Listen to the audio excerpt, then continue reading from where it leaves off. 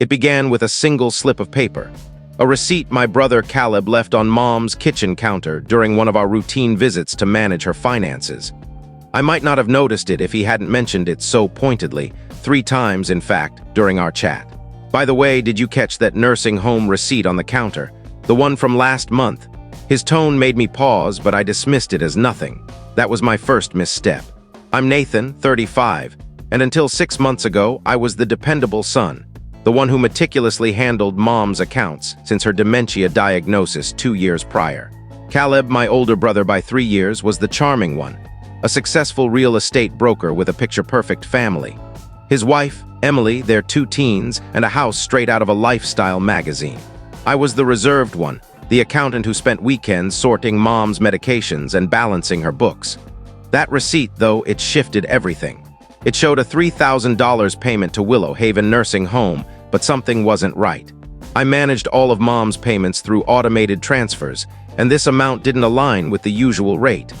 That night, I checked her bank statements and felt my heart sink. Irregular withdrawals, $2,000 here, $3,500 there, spanned 4 months. The total, a staggering $42,000 gone. I hadn't authorized those transfers. The next morning, I called Willow Haven to confirm. They had no record of any extra payments beyond the standard charges. That weekend, I pored over statements, traced transactions, and grew increasingly nauseous as the numbers added up. Before I could finish, Caleb called a sudden family meeting. I arrived at his house to find not just him and Emily, but our Aunt Clara, Uncle Tom, and 2 cousins, an ambush perfectly staged. "I've uncovered something troubling," Caleb declared, his voice dripping with rehearsed concern. He produced a stack of documents, bank statements, withdrawal forms, and what appeared to be forged signatures. "I've been reviewing Mom's accounts, and it looks like someone's been siphoning her money." What followed was a whirlwind of accusations, each one meticulously crafted by Caleb. He claimed he'd been investigating for months, presenting evidence that painted me as the culprit, stealing from Mom's accounts to fund gambling sites and lavish purchases. He had screenshots, transaction logs, even emails that seemed airtight. "I didn't want to believe it," he said, his voice breaking with theatrical sorrow, "but the proof is undeniable. Nathan's been exploiting Mom's condition." I tried to fight back, to explain the receipt I'd found and the unauthorized transfers I'd just discovered, but Caleb was ready. "Of course you're just now noticing those transfers," he sneered. "You knew I was closing in on you." Emily, who'd always been warm toward me, couldn't meet my gaze. Aunt Clara wept.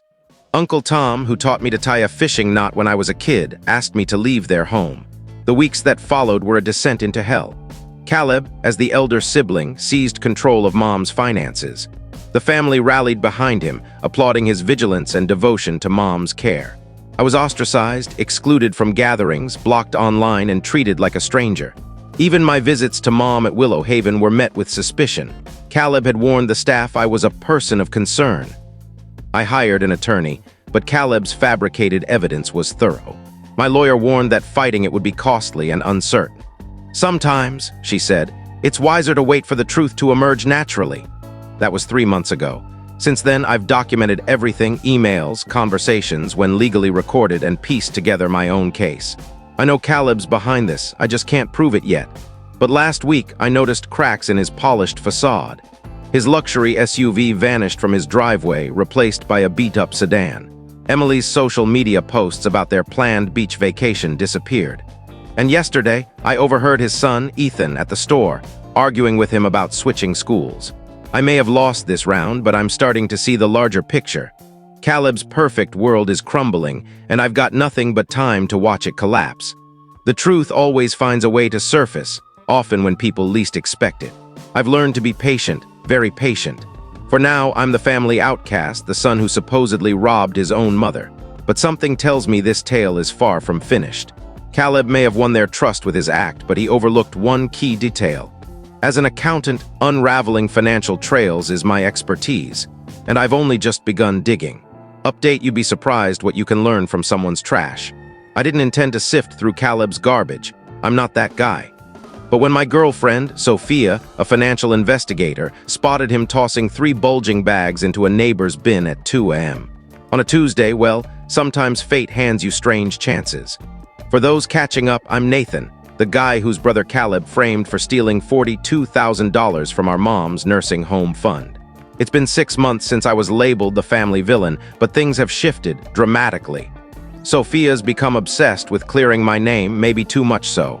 "This isn't just about the money," she said one night, papers strewn across our dining table.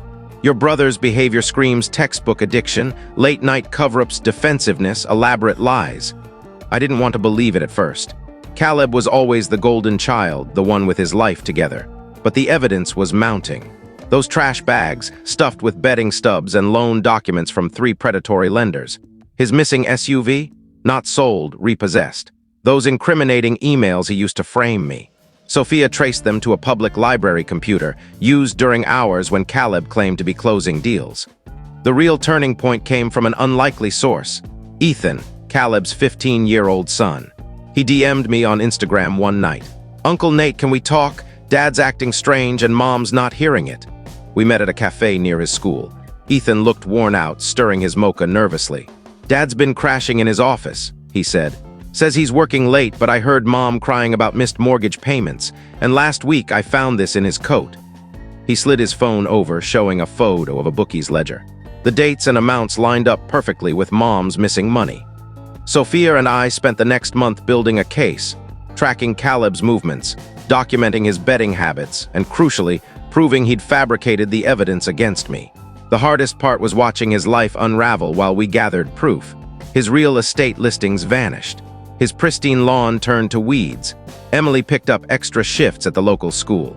Then came the day Caleb lost his job, not for gambling, which he'd concealed well, but for dipping into client escrow accounts. That was our opening. I took our evidence to Emily first. She deserved to know before anyone else. We met at a quiet diner where she took her breaks. I laid out the files, photos, bank records, and the clincher. Library security footage showing Caleb crafting the fake emails. "I knew something was off," Emily whispered, her hands trembling as she sifted through the proof. "But he always had an excuse." She looked up, eyes brimming. "The house is in foreclosure, Nathan. We're out by month's end." When I asked about the kids, she said, "They don't know yet." I expected anger or denial, but she just looked exhausted. "The worst part, he told the kids their college savings were safe. But they're gone, aren't they?" I nodded. "Those accounts were drained months ago. This time the family meeting was different, no ambush, just cold, hard truth laid out in evidence. Caleb wasn't there. He was chasing another loan across town. Aunt Clara wept again for new reasons. Uncle Tom couldn't stop apologizing. When Caleb returned that night, Emily was waiting with divorce papers and a police report about the stolen client funds. I watched from my car as he walked into his house for the last time. 20 minutes later, he emerged with a duffel bag and drove off in his repossessed sedan. That should have been the end. Justice served, my name cleared, family ties mending. But life's messier. Yesterday, Ethan and his sister showed up at my apartment, faces tear-streaked. "Mom's working doubles," Ethan said. "We barely see her, and Dad, he's living in his car, texting us apologies, saying he'll fix it." He looked at me with eyes too weary for a teenager. "Can we stay here for a bit, just until Mom sorts things out?" I let them in, of course. What else could I do? Their family. Sophia squeezed my hand. "This changes everything, you know." She was right. This isn't about my vindication anymore. It's about piecing together a family broken by addiction. And somehow, I've become their anchor. Final update: life has a strange way of twisting things. A year ago, I was the family outcast, branded as the son who robbed his own mother. Now, I'm at my kitchen table helping Ethan with algebra while his sister practices violin in the living room. Sophia's cooking dinner and Emily will be home from her teaching job soon. It's not the family I imagined, but sometimes the best things rise from the worst wreckage. Here's the past year in brief. After Caleb moved into his car, things got chaotic. He started showing up unannounced. At Ethan's soccer games, the nursing home, even my workplace, where security escorted him out after he ranted about me stealing his family. Then came anonymous emails to my boss accusing me of fraud, easily debunked but a headache. When that failed, he spread rumors that Sophia and Emily were secretly involved, a desperate lie no one bought. He'd lost all credibility. The real shift came 3 months ago. While reviewing Mom's old statements to ensure we hadn't missed anything, I spotted something odd. Before his gambling surfaced, Caleb had set up several shell companies, common for real estate, but these were off. Sophia traced them, and we uncovered something bigger than betting. Caleb had been laundering money through his business for years. The gambling was real, but also a cover for something darker. Those client escrow funds he'd borrowed. They weren't lost to casinos, they were cleaned for some dangerous players. I sat on this for a week, torn. The old me would have gone straight to the cops, but now I had Ethan and his sister to consider. Their lives had been upended enough. Then Caleb made his fatal error. He showed up at Mom's nursing home, drunk and belligerent, demanding to see her. When staff blocked him, he pushed a nurse. Mom, in a rare lucid moment, saw it from her window and later asked me, "Why's Caleb so mad? What happened to my kind boy?" Something in me clicked, not rage, but a calm resolve. I gathered everything, the laundering evidence, his shady business ties, the nursing home footage. I sent it to 3 places: his gambling contacts, the FBI's Financial Crimes Unit, and the criminals he'd worked for. The fallout was swift. His associates were furious he'd skimmed their laundered funds for bets. The FBI dove into the paper trail. And those dangerous players, they wanted a word about his bookkeeping. Within 48 hours, Caleb vanished. Not dead, we know he's alive because he keeps texting Ethan from burner phones. His car was found at a bus depot, and rumors place him in Mexico, dodging both cops and his former partners. The family's response surprised me. Instead of blaming me for Caleb's collapse, they rallied around us. Aunt Clara and Uncle Tom helped Emily land a better teaching job. Cousins who'd shunned me brought meals and offered to watch the kids. Mom's care improved now that her funds weren't vanishing into Caleb's debts. Last week, Ethan started calling me Dad. Not formally, just naturally, like, "Hey, Dad, can you check this equation?" Or, "Dad, is it okay if friends come over?" Each time, it hits me hard. Sophia and I are tying the knot next month, with Emily as her maid of honor. Unthinkable a year ago. The kids are thrilled to have a stepmom who tracks financial crooks like a vigilante, as Ethan's sister says. Yesterday, a postcard arrived from somewhere in Tijuana, no return address, but Caleb's handwriting was unmistakable. "You didn't just take my family, you ruined my life. Hope you're satisfied." I showed it to Emily and Sophia. We agreed to file it with the rest, just in case. Oddly, I don't feel satisfied about Caleb's downfall. I feel relieved that Mom's safe, the kids are healing, and Emily can rest without debt collectors calling.